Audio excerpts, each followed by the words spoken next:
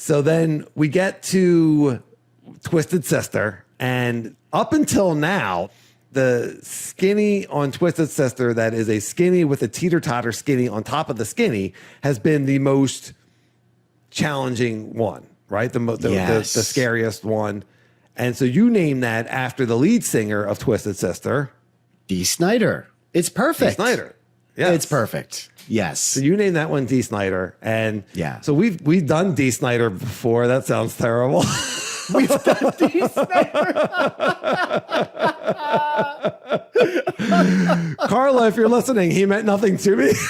Oh my God. He's a celebrity. I mean, come on. How many opportunities do you get? I can't blame you. You see the hair on this guy? With the makeup, he's beautiful. All right. Yes. Maybe we got to rename this one also. I don't know. No, it's perfect. Thoughts. Stop it. It's perfect. All right. So we rode. I think I can't say this. I can't say we. You say it. We did. No, that's not any better. We did.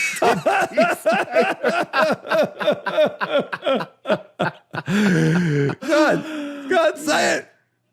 We did Dee Snider. And damn it, we looked good. And it was great. All right. We rode the skinny with the teeter-totter in the middle, and we have done that several times before. Yeah. And there's another skinny that's connected to that one, which is just really, really long. It's not cut. Neither of these are cut at all. You're just riding bark, which Dane has explained to me that you have more traction on the bark, but is incredibly long.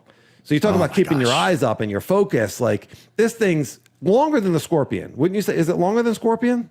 It's way longer. Yeah. It's completely round with knots.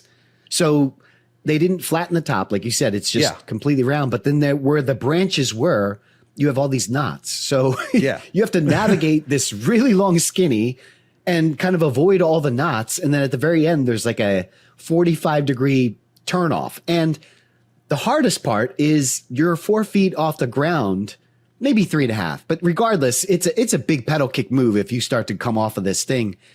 My gosh, the amount of focus it takes to get to the end of this skinny is insane. It really, really is. So Fred says no one's ridden this really long skinny backwards and then gotten off and then figure eights it, or I guess it's kind of, it's kind of a figure eight with a loop back onto the teeter-totter, back onto the Dee Snider feature. That's right. That's right. And so Sage hears this. He's like, I can be the first.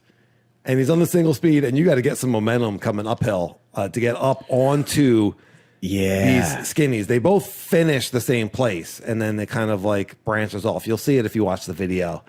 And so you attack the thing. I got the camera. I didn't know you were looping. So I totally messed you. You would have had it the first time, but I totally messed up because I was standing where you were riding. I ended up jumping into like the pine mattress that Dane had built, pine bed, to get out of the way. But it was too late. I had already taken your eye off of the thing. So you did it a second time, and you rode all the way down this crazy long, narrow, raw skinny, and then loop around. And I can just hear your self-talk of like, don't lose it now. Stay focused, eyes up. And you killed it, man. And you looked awesome. It was really cool. What was that like? Man, I tell you what, to be able to, first of all, running into Dane and Fred was just such a great experience. And I should note, we met Joe and Chase. Yes. And yes. So we had this like, kind of like this audience of like stoke. And it was just such a great atmosphere. Again, because of what we had just talked about in the previous pod, I'm just feeling like really good, and watching Dane do this and watching Fred do this. Well, so then they did it after you. After you did it the first time, then they did it. So we those guys saw us at the Rotator, and then we followed them to the Dee Snider feature. And so they were with us. And they had, so it was Dane and Fred, who are like OGs of Mt Penn and trail builders and have been doing a lot of this work. And then they had met Chase and Joe, who were two younger guys. And Joe was like, you know, he was doing some of the stuff, but he was also like, hey, you know, he was listening to his intuition and not today. And I totally respect that.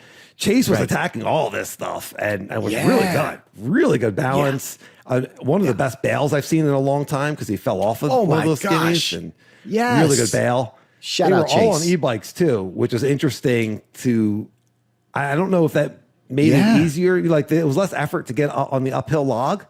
You know, it was the opposite of what you were doing. You were on a single speed, like you had to create your own torque. But you kind of like that too. So I mean, we haven't played with e-bikes enough, but but it is a really challenging, fun loop.